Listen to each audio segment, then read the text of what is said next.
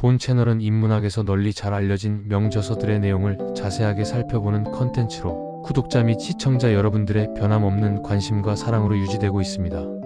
처음 사랑 끝까지 구독과 좋아요, 알림 설정, 그리고 후원은 운영자의 컨텐츠 제작에 큰 힘이 됩니다. 안녕하세요.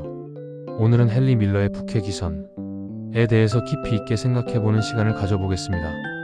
헨리 밀러의 북해기선은 1934년에 출간된 소설로 그가 파리에서 경험한 삶의 단면들을 생생하고 강렬하게 묘사한 자전적인 작품입니다. 이 소설은 당시 사회적 관습과 규범의 정면으로 도전하며 출간 후 큰 논란을 불러일으켰습니다. 먼저 헨리 밀러에 대해서 간략하게 살펴봅니다. 헨리 밀러는 1891년부터 1980년까지 생존하였던 미국의 소설가이자 수필가로 20세기 문학에 큰 영향을 미친 인물입니다. 그의 작품은 자전적 요소가 강하며 전통적인 소설 형식과 규범을 거부하는 실험적이고 파격적인 내용을 담고 있습니다.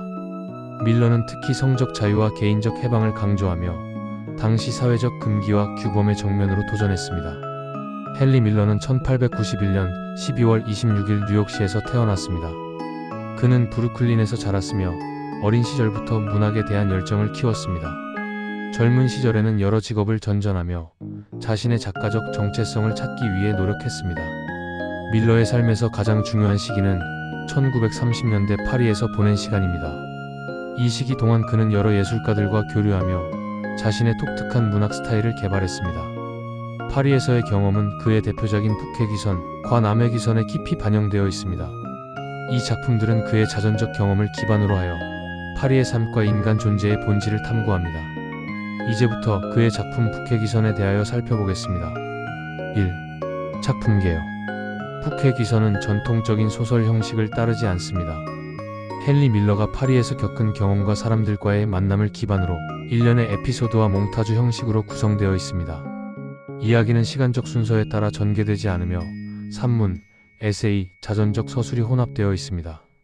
작품은 작가의 내면적 방황과 예술적 탐구를 중심으로 전개되며 도시의 혼란과 무질서 속에서 자아를 찾기 위한 고군분투를 그립니다. 이 소설은 주인공 헨리 밀러 자신의 1930년대 파리에서 가난한 작가 지망생으로 지내는 이야기를 다루고 있습니다. 주인공의 방랑자 같은 생활을 하며 빈곤, 굶주림, 그리고 여러 직업을 전전하는 비참한 현실을 적나라하게 보여줍니다. 소설의 상당 부분은 성적인 탐닉과 여성 편력에 할애되어 있으며 주인공은 매춘부나 친구의 아내를 포함한 많은 여성과 관계를 맺습니다. 이러한 타락하고 불황자 같은 생활 속에서도 주인공은 글쓰기에 대한 희망을 포기한 시점에서 오히려 자신의 영혼의 본질을 인식하고 파리를 자유로운 곳으로 간주하게 됩니다. 이 소설 북해기선은 파리의 비참함과 타락상을 초현실적이고 거침없는 문체로 묘사하며 문명과 사회에 대한 냉소적이고 격렬한 비판을 담고 있습니다. 2. 주제와 사상.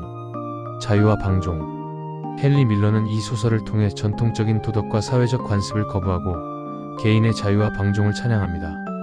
그는 물질주의적이고 보수적인 사회에 반항하며 인간 본연의 욕망과 감정을 숨김없이 표현합니다. 성적 자유와 쾌락주의는 이 작품의 핵심 주제 중 하나입니다. 예술과 창작. 밀러는 북해기선에서 예술가로서의 정체성과 창작의 고통을 깊이 탐구합니다. 그는 파리에서 만난 예술가들과의 교류를 통해 예술적 영감을 얻고 자신의 글쓰기를 통해 내면의 갈등과 고뇌를 표출합니다. 작품 곳곳에는 예술에 대한 깊은 성찰과 열망이 담겨 있습니다. 도시와 인간 소외. 파리는 북해기선의 중요한 배경이며 도시의 복잡성과 혼란은 인간의 소외와 고독을 부각시키는 역할을 합니다. 밀러는 도시의 어두운 면모와 그 속에서 살아가는 사람들의 처지를 생생하게 묘사하며 현대 도시 생활의 비극성을 강조합니다. 3. 문학적 스타일과 영향. 자전적 소설. 밀러의 작품은 자전적 요소가 강하며 자신의 경험과 감정을 솔직하게 표현합니다. 그는 전통적인 소설 형식을 거부하고 에세이, 일기, 시 등을 혼합한 독특한 서사 방식을 사용합니다. 성적 자유와 사회적 도전. 밀러는 성적 자유와 개인적 해방을 강조하며 당시 사회적 금기와 규범의 정면으로 도전했습니다. 그의 작품은 종종 노골적인 성적 묘사와 거친 언어를 사용하며 이는 많은 논란을 일으켰습니다. 실험적 문체. 밀러의 문체는 실험적이고 자유롭습니다.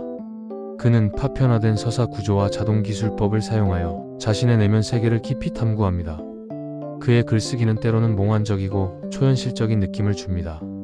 4. 비판과 논란. 밀러의 작품은 출간 당시 많은 논란을 일으켰습니다. 성적 묘사와 사회적 규범에 대한 도전적인 내용 때문에 그의 책들은 여러 나라에서 금서로 지정되기도 했습니다. 그러나 이러한 검열에도 불구하고 밀러의 작품은 꾸준히 독자들의 사랑을 받았고 그의 문학적 가치는 시간이 지나면서 점점 더 인정받게 되었습니다. 5. 문학사적 의의. 헨리 밀러는 현대 문학에 큰 영향을 미친 작가로 평가받습니다. 그의 작품은 자전적 요소와 실험적 문체, 성적 자유와 사회적 도전에 대한 강한 주장을 통해 전통적인 문학 형식을 넘어서는 새로운 가능성을 제시했습니다.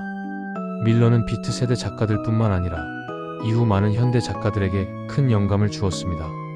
이하 밀러의 북해기선이 문학사에서 어떤 이유로 중요한 작품으로 여겨지며 현대 문학에 큰 영향을 끼쳤는지 살펴보겠습니다. 파편화된 서사. 헨리 밀러는 전통적인 서사 구조를 거부하고 파편화된 서사를 사용합니다. 이야기는 시간 순서에 따르지 않으며 다양한 에피소드와 단편들이 모자이크처럼 연결됩니다. 이러한 기법은 독자로 하여금 작품을 읽는 동안 계속해서 긴장감을 유지하게 하며 밀러의 내면 세계를 더 깊이 이해할 수 있게 합니다. 생생한 묘사와 직설적 표현. 밀러의 문체는 매우 생생하고 직설적입니다. 그는 감정과 경험을 솔직하게 표현하며 때로는 거친 언어와 노골적인 성적 묘사를 사용합니다. 이는 독자에게 강한 인상을 남기며 당대 문학의 한계를 뛰어넘는 파격적인 시도로 평가받습니다. 검열과 논란. 북해기선은 출간 당시 많은 나라에서 금서로 지정되었습니다.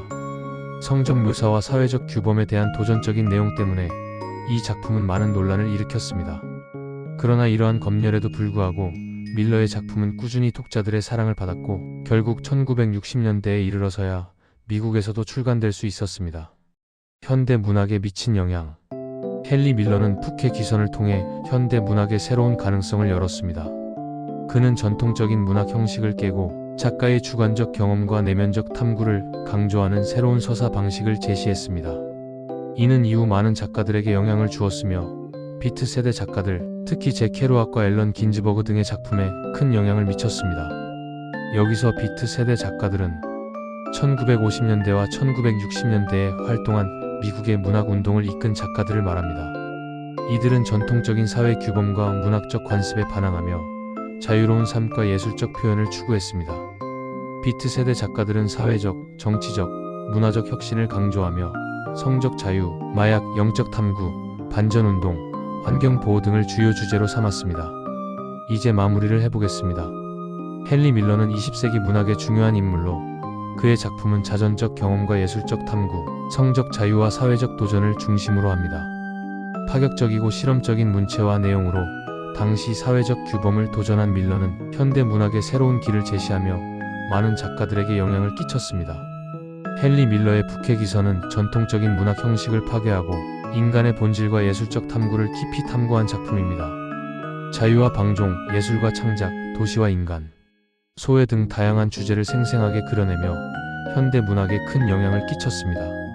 파편화된 서사와 직설적 표현, 그리고 생생한 묘사는 이 작품의 독창성을 더욱 부각시킵니다. 북해기선은 출간 이후 많은 논란을 일으켰지만 시간이 지나면서 그 문학적 가치를 인정받아 오늘날까지도 많은 독자들에게 사랑받고 있습니다. 구독과 좋아요, 알림 설정, 그리고 후원은 운영자의 컨텐츠 제작에 큰 힘이 됩니다. 시청해주셔서 고맙습니다.